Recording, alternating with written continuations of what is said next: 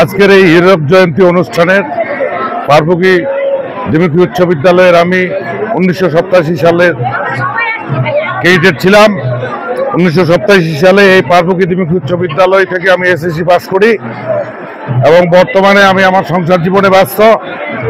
আজকে দীর্ঘদিন পূর্বের এই স্মৃতিচারণ আমরা সকলে একত্রিত হতে পেরে নিজেকে ধন্য মনে করেছি এবং যে দ্বারগোড়া থেকে আমরা বেড়ে উঠে আজকে শিকড়ের টানে বিভিন্ন জন বিভিন্ন জায়গায় বিভিন্ন পর্যায়ে বিভিন্ন কর্মক্ষেত্রে আমাদের মধ্যে থেকে কেউ চাকরিজীবী, কেউ ব্যবসায়ী, কেউ আরো অন্যান্য বিষয়ে নিয়ে সংসার পরিচালনা করছে।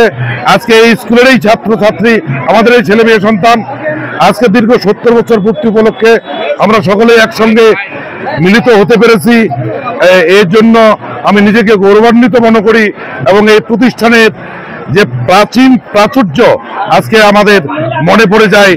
এই বিদ্যালয়ের মাঠে আমরা খেলাধুলা করেছি, আমরা চলাফেরা করেছি এবং এই বিদ্যালয় পেরিয়ে গিয়ে আমরা সংসার জীবনে অতিষ্ঠ হয়েছি। এই বিদ্যালয় থেকে আমাদের মাঝেই অনেক কৃতিত্ববান ব্যক্তি রয়েছে যারা আজকে সচিব, আমলা থেকে শুরু করে বিভিন্ন পর্যায়ে ইঞ্জিনিয়ার, ডাক্তার এবং পেশাজীবী, চাকরিজীবী, ব্যবসায়ী এবং আজকে রাজনৈতিক কর্মী এই প্রতিষ্ঠান থেকে উদ্ভূত হয়েছে।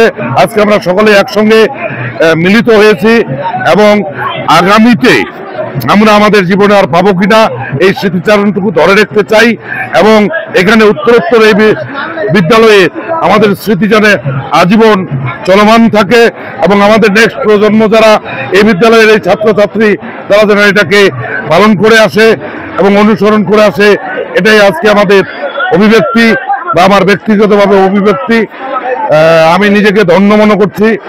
কিছুক্ষণ পরে আমাদের আরো নানাবিধ কার্যকলাপ চালু হবে, যেমন আমরা এখানে একটু পরে র্যালি বের করবো, এখানে ঘোড়া গাড়ি সহ বিভিন্ন বাদ্যবাজনা সহ থাকবে, এখানে বিভিন্ন স্মৃতিচারণ অনুষ্ঠান থাকবে এবং সর্বশেষে মনোজ্ঞ সাংস্কৃতিক অনুষ্ঠান দিয়ে আজকে আমরা আমাদের এই সভাকে সাফল্যমণ্ডিত করার জন্য আমরা দ্বারপ্রান্তে এসে গেছি।